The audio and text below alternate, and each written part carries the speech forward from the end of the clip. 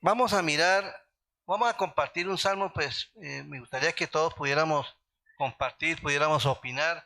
Este es un salmo del rey David, en el cual él lo escribió en un momento de mucha aflicción, de, de mucha necesidad, a pesar de que sabemos que fue un hombre muy usado por Dios, pero en todo ese tiempo que él vivió, eh, tuvo momentos de mucha gloria en su vida, pero también tuvo momentos difíciles, como muchos de nosotros también pasamos por esas dificultades.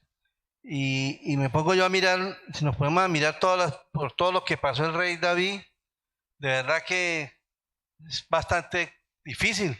Y ¿sabes? Si uno soportaría todas esas luchas, todas esas dificultades por las que él pasó.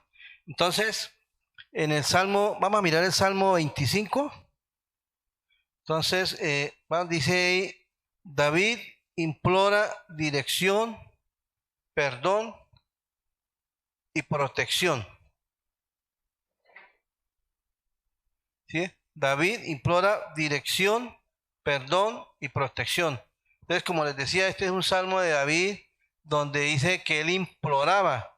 Y yo busqué la palabra implorar y quiere decir pedir una cosa con gran humildad y sentimiento, tratando de provocar compasión. ¿Sí? David sabía que a la única persona a la cual podía él acudir en medio de su necesidad, en medio de su adversidad, era Dios. Y algo que siempre vemos en David, que él tenía siempre esa actitud, y por eso era que la misma Biblia le llamaban el dulce cantor de Israel.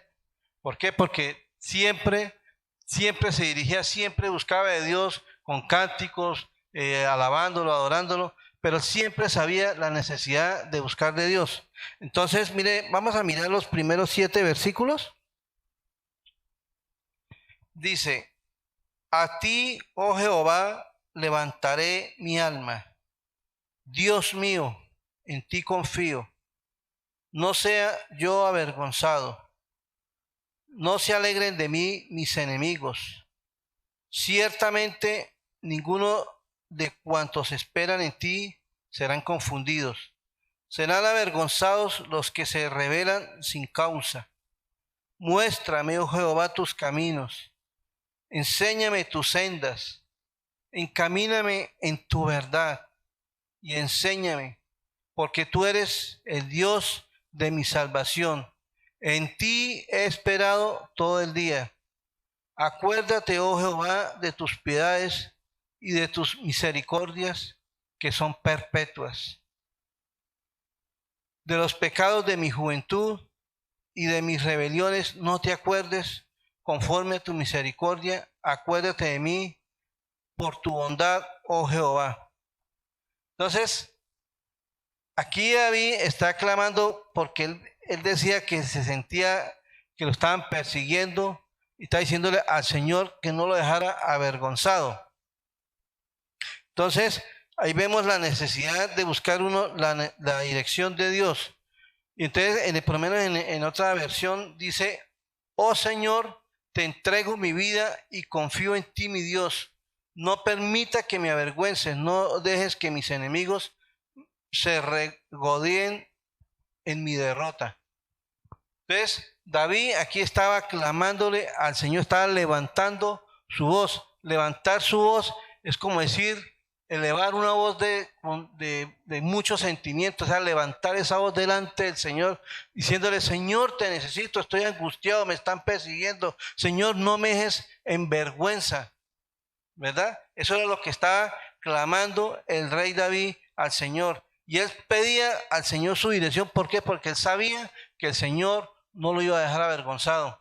Y algo que a mí siempre me ha impactado del rey David es que él siempre, cuando iba a las guerras, él lo primero que decía, Señor, ¿voy o no voy? ¿Hago esto o no hago esto? ¿Sí? Y esas son las cosas que nosotros como creyentes tenemos que levantar nuestra voz a diario al Señor, poniendo nuestras necesidades, poniendo nuestros deseos, nuestros anhelos, ¿sí? Siempre decir, Señor, aquí estoy, Señor, guíame, dirígeme, guíame por tus sendas. Bien, entonces no sé si ustedes, de pronto alguno de ustedes ha pasado por eso o quiere compartir algo sobre eso. De verdad que eso es muy importante.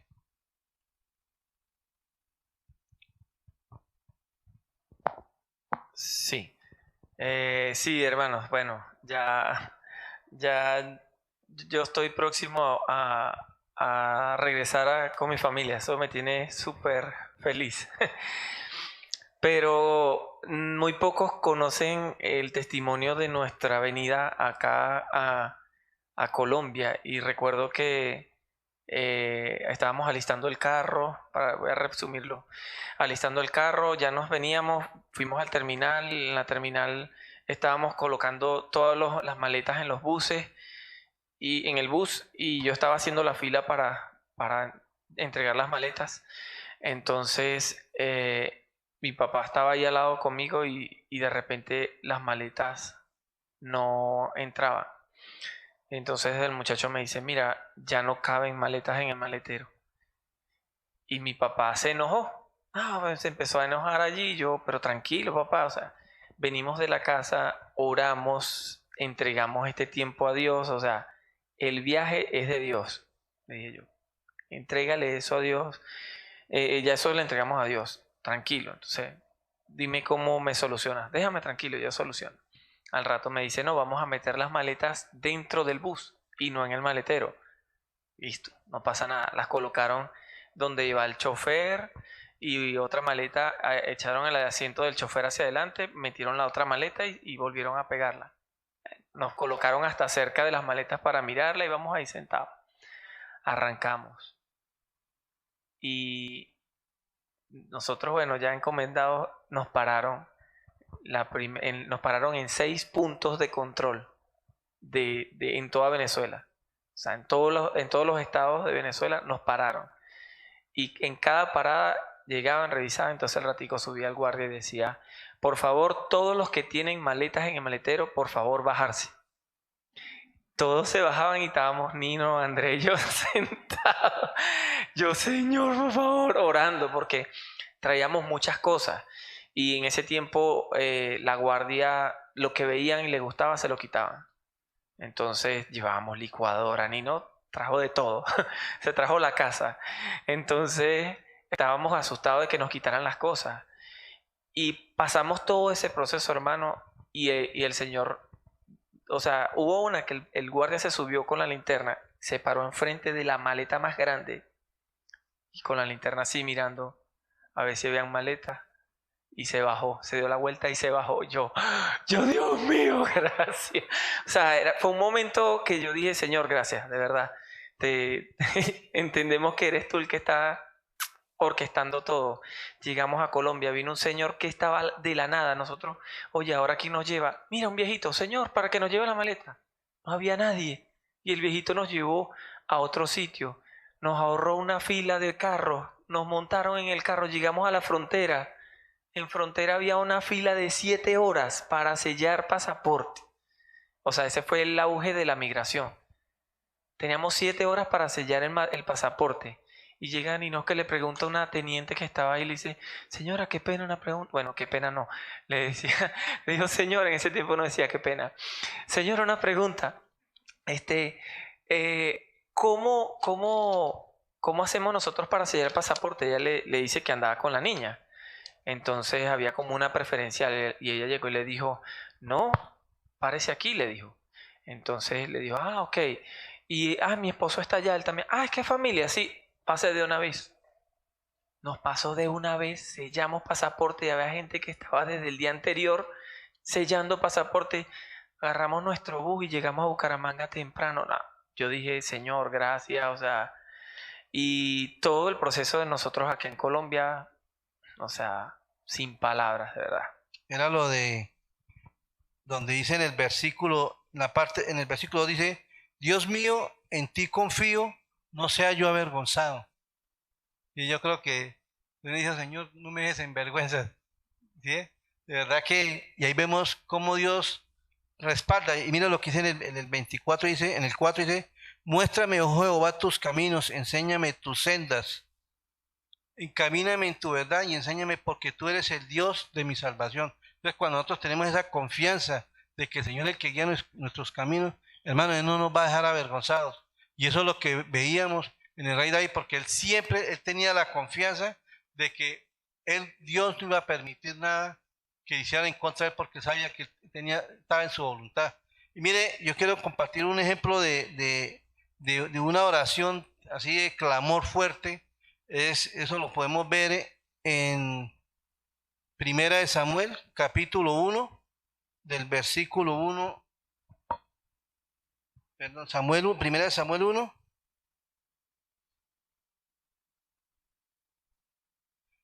Ahí vemos la historia del nacimiento del profeta Samuel. ¿Sí? Entonces resulta que todos sabemos que Ana era una mujer estéril y ella anhelaba tener sus hijos. Y había una mujer que ya le había dado hijos al esposo de ella que ya tenían.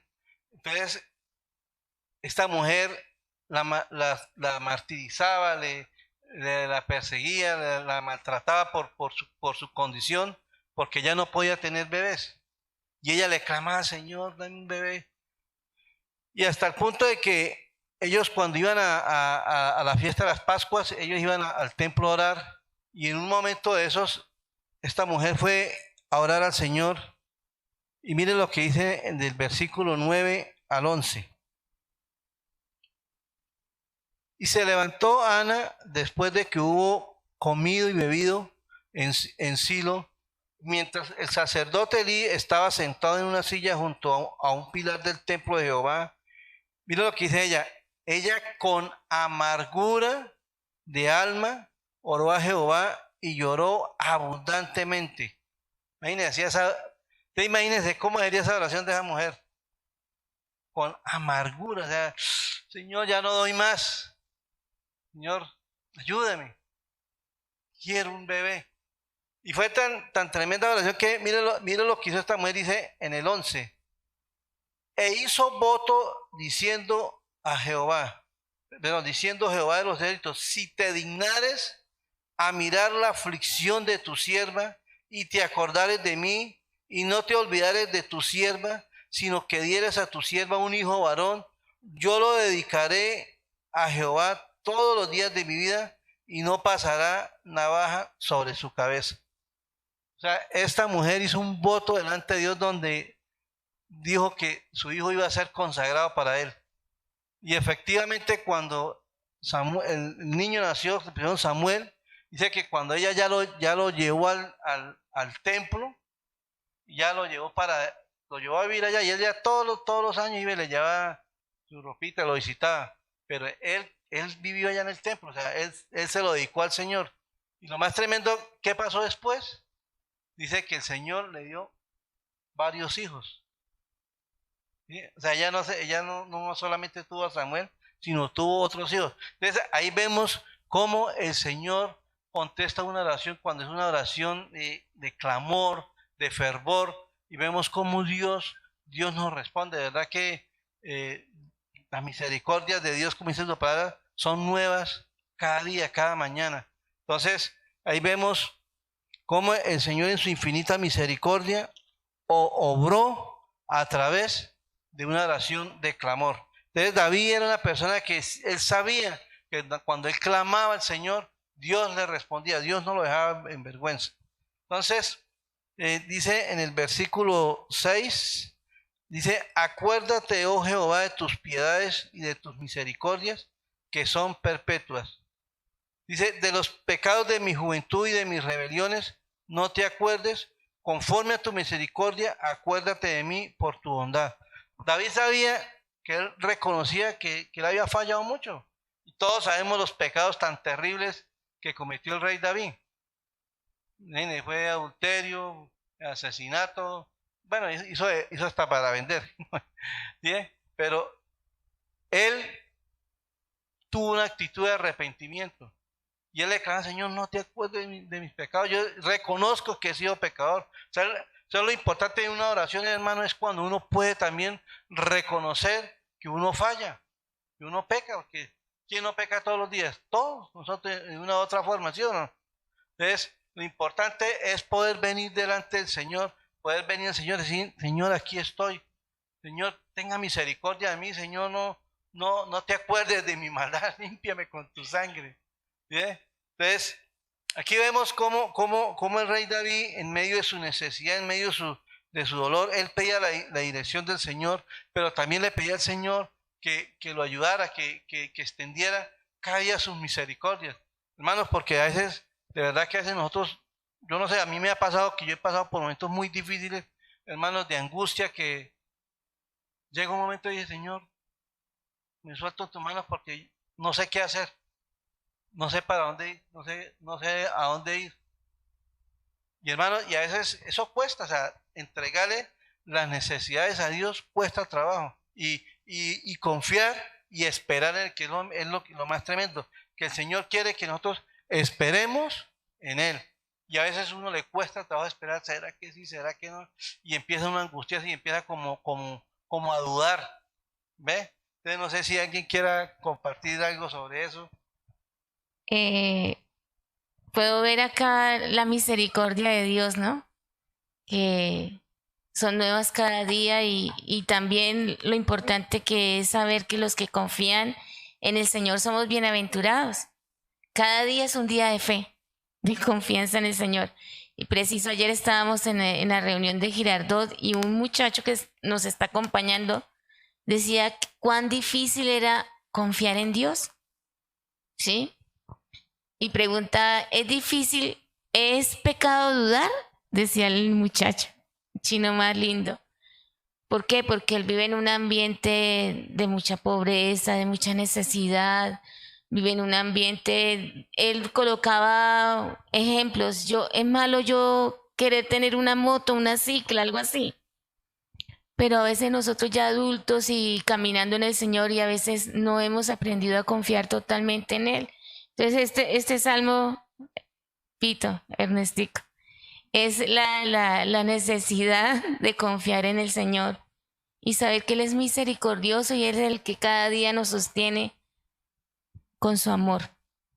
Bueno, yo he podido ver en mi vida y doy gracias a un Dios que provee, ¿sí? En todos los sentidos, ¿no? Y bueno, tuvimos experiencias con mi esposo.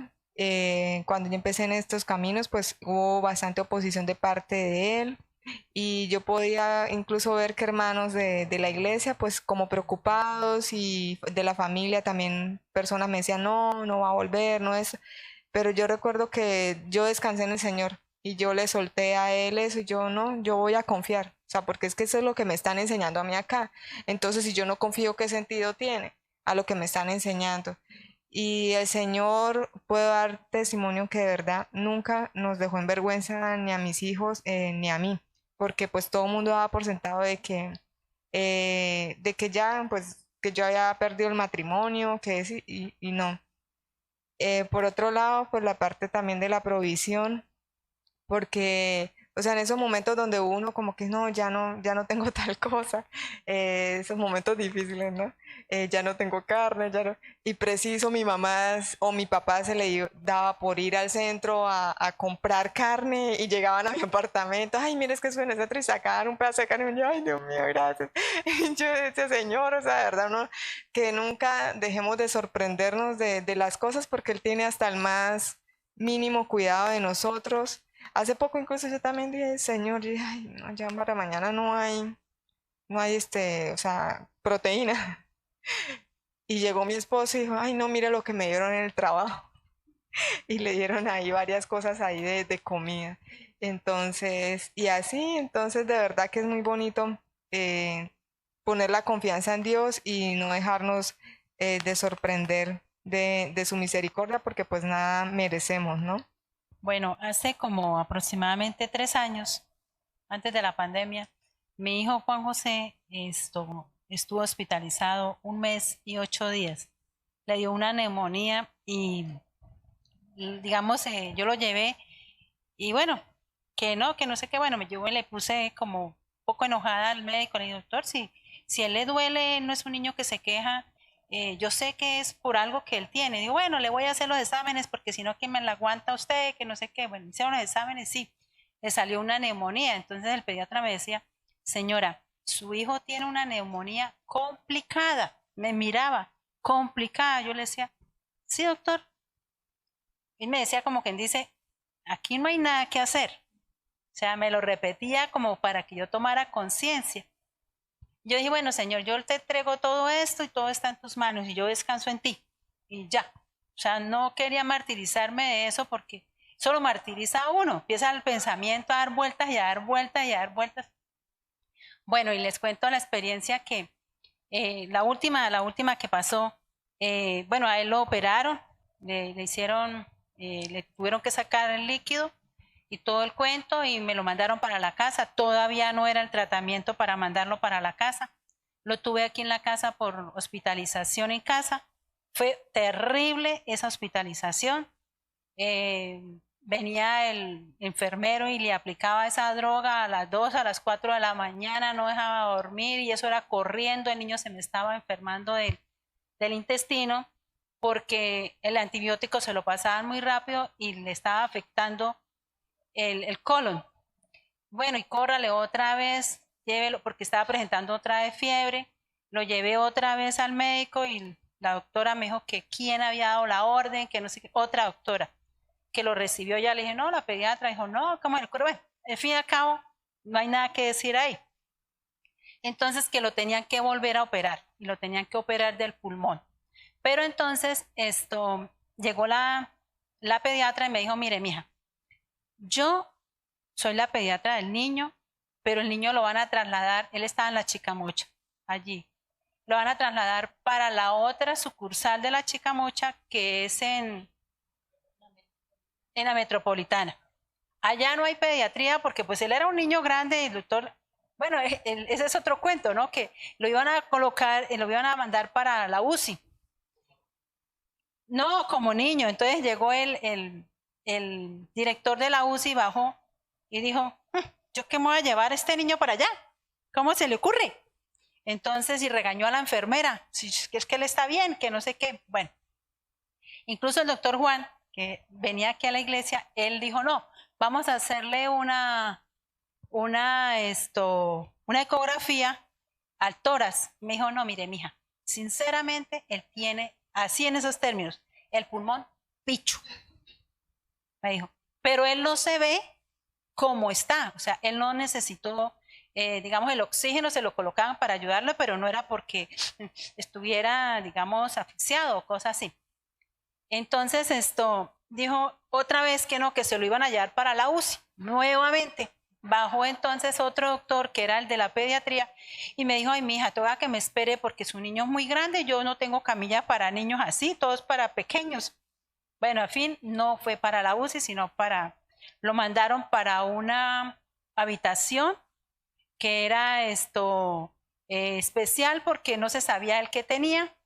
Decían que tenía una bacteria, que tenía yo no sé qué más, que era contagiosa, que allá iba todos los doctores con mascarilla, con su traje especial y a mí me tocaba lo mismo. Y yo no soportaba eso con tapabocas y con eso. Bueno, de todas maneras yo me sentía en la suite porque era una habitación grande con aire acondicionado y todo el cuento. Entonces dijeron que se lo tenían que llevar para ¿cómo se llama? La Metropolitana.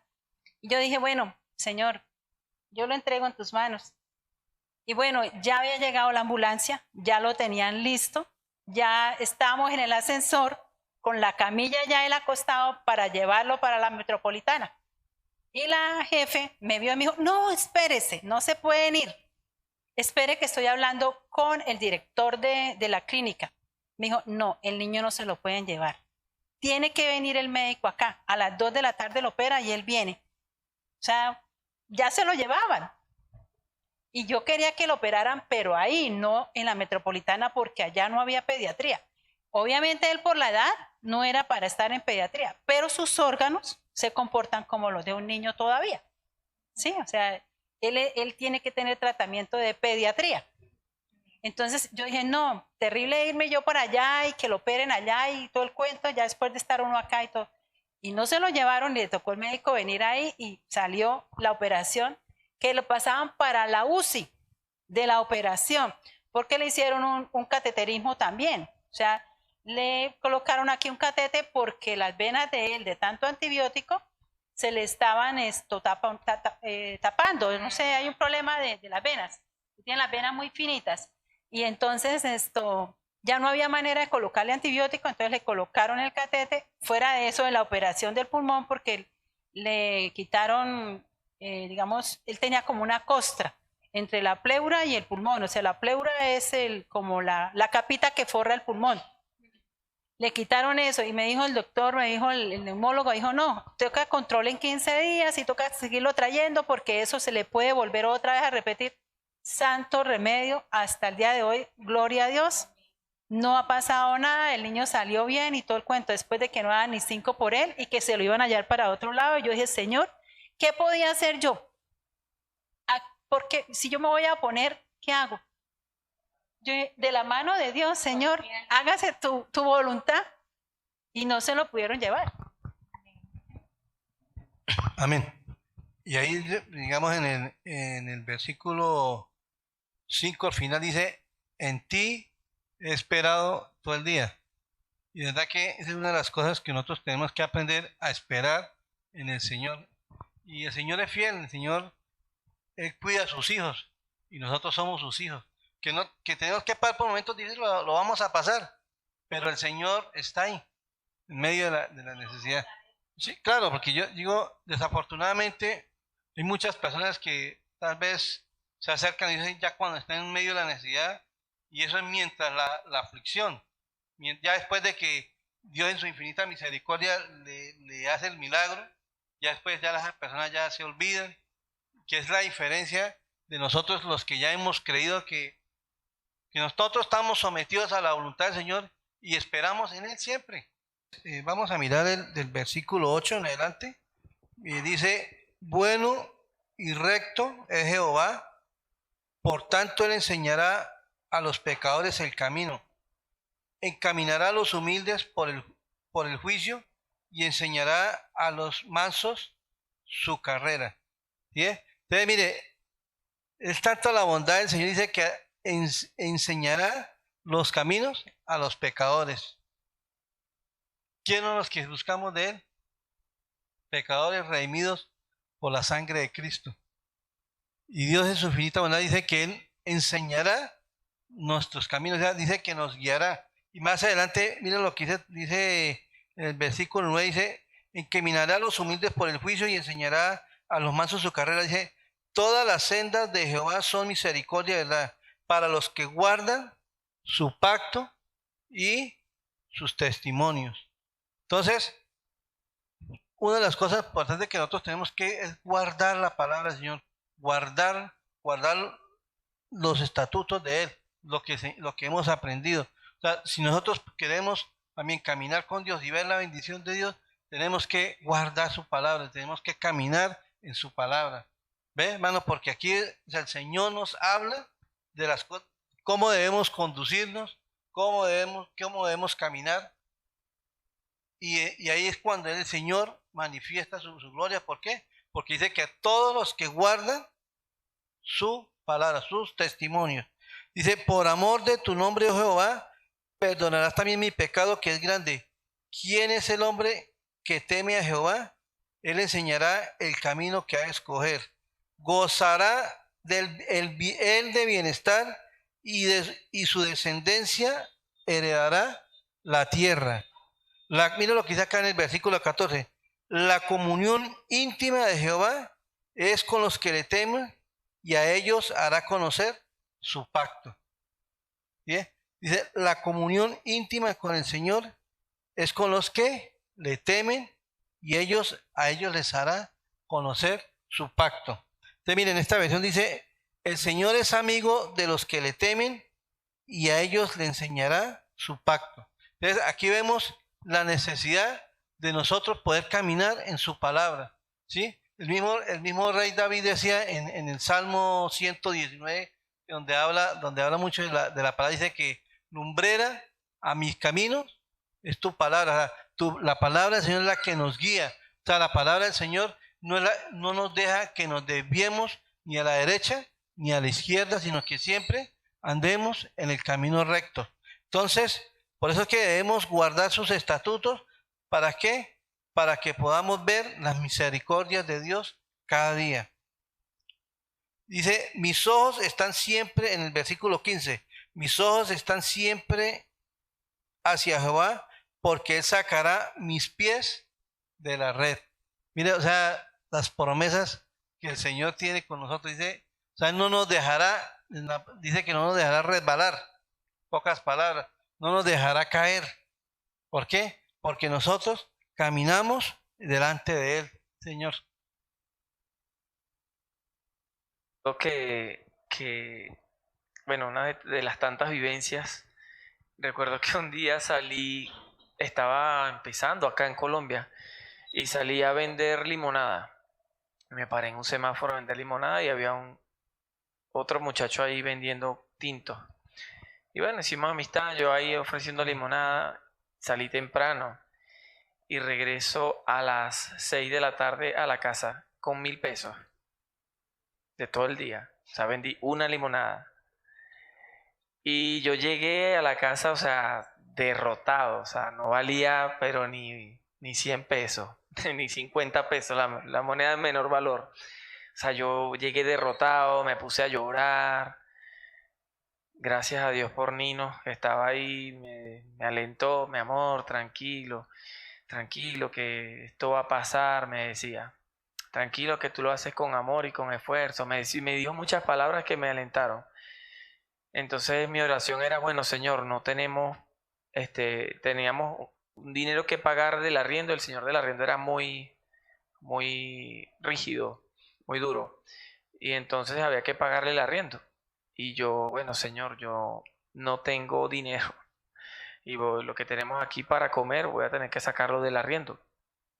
En eso nos llaman por teléfono y era Kate y Tulio. Hola, ¿cómo está? Entonces bajamos, ya yo estaba listo, salimos, vamos a comprar algo ahí en el Justo y Bueno para comer. Bajamos, salimos, hablamos con Kate y Tulio y nos pusimos a hablar y hablar y hablar y hablar y hablar. Se hicieron las 9, las 9:30, las 10. A mí se me olvidó la hora. Cuando veo la hora, uy, dije yo, cerraron el Justo y Bueno, ¿que dónde vamos a comer? ¿Qué voy a comprar para la cena? O sea, estábamos...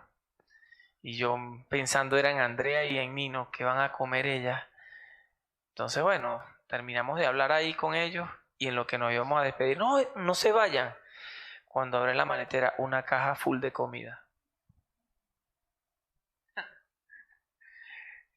Yo subí y lloré como no tienen idea. O sea, Señor, o sea, tú definitivamente, o sea... No hay palabras de verdad para agradecerle al Señor. Es que las misericordias de Dios son infinitas y el Señor lo sorprende a uno. De verdad que ves, uno dice, no, ya como que ya uno dice, no, ya no hay respuesta. Y en ese momento es cuando Dios manifiesta. Y eso por eso lo que leíamos aplica en esta parte, en el versículo 14, dice, la comunión íntima de Jehová es con los que le temen. ¿Sí? Dice o sea, el Señor tiene comunión con los que le temen. ¿Qué es temer al Señor? Cuando uno se aparta del pecado, cuando uno camina en la voluntad del Señor, cuando uno está sometido al señorío de Cristo. Porque es que el problema muchas veces nosotros queremos que Dios nos bendiga, pero queremos hacer la voluntad nuestra, ¿verdad? Entonces, dice, la comunión íntima es con los que le temen. Entonces, vamos a mirar aquí en el versículo 16, dice, mírame y mira, aquí en esta parte ya David ya como que dice, ya está en un momento de que ya casi que iba a explotar. Mira lo que dice. Mírame y ten misericordia de mí, porque estoy solo y afligido. Las angustias de mi corazón se han aumentado. Sácame de mis congojas. La desesperación por la que estaba pasando David. Mira mi aflicción y mi trabajo y perdona todos mis pecados. Mira mis enemigos cómo se han multiplicado y con odio violento me aborrecen. Guarda mi alma y líbrame. No sea yo, o sea, vuelve y le dice lo que leímos al principio. Pues guarda mi alma y líbrame. No sea yo avergonzado. ¿Por qué? Porque en ti he confiado. Integridad y rectitud me guarden porque en ti he esperado. Redime, oh Dios, a Israel de todas sus angustias. Entonces, mira, aquí en esta parte, digo, ya está, yo digo que eso ya es un clamor de angustia, de desesperación. Pero a pesar de que él estaba clamando así, él tenía la confianza de que Dios lo iba a librar de sus enemigos. Y eso es lo que siempre veíamos, por lo menos como cuando su hijo Absalón lo buscaba para matarlo, Dios lo guardó. Cuando el rey Saúl le iba a clavar la lanza y Dios siempre lo guardó. O sea, el Señor siempre estuvo con él. ¿Pero por qué? Porque decía que él, en él esperaba y confiaba. Entonces, hermanos, de verdad que este es un salmo muy bonito que pues lo leí en estos días en mi devocional y me ha inspirado mucho porque de verdad que a veces cuando llegan los momentos de aflicción, de dificultad, es como que se desespera uno y como que baja uno la guardia y como dice, no, Dios no me escucha, Dios no me responde, pero déjeme decirle que Dios responde en su tiempo, ¿sí? Nosotros tenemos que decir, tenemos que esperar en Él. Y como decía mi esposa en la escuela, Samuel, mi amor, que usted decía ahorita que pacientemente esperen en Jehová. ¿Ve? A propósito, ¿por qué no canta esa canción, mami? ¿En serio? Es una canción muy linda, de verdad que Dios nos habla. Vamos a orar y darle gracias a Dios y mi esposa prepara esa canción. Sí. Bueno, Padre, yo te doy gracias, Señor, por este salmo tan hermoso, Señor. Este salmo que tú lo inspiraste a través de tu siervo David, Señor, en el cual vemos, Señor, las congojas, las aflicciones de este hombre, a pesar de que era una persona que es muy importante, Señor, está en un lugar de privilegio, pero él vivió situaciones tan difíciles como cualquiera de los que estamos acá, Señor, pero vemos tu misericordia hacia él, Señor, y sabemos que esas misericordias que llegaron hacia él, Señor, también llegan a nosotros, Señor. Padre, ayúdanos a esperar, ayúdanos a confiar, a depender de ti, Señor, y que cada día podamos estar sometidos a tu señorío, estar caminando en tu palabra, Señor, estar en esa comunión íntima contigo, Señor. Padre, yo te doy gracias por esta noche tan preciosa, te doy gracias por la vida de mis hermanos, Señor, gracias por lo que tú has hecho en cada una de sus vidas, Señor. Padre, yo te alabo y te bendigo, Señor, en el nombre de Jesús. Amén.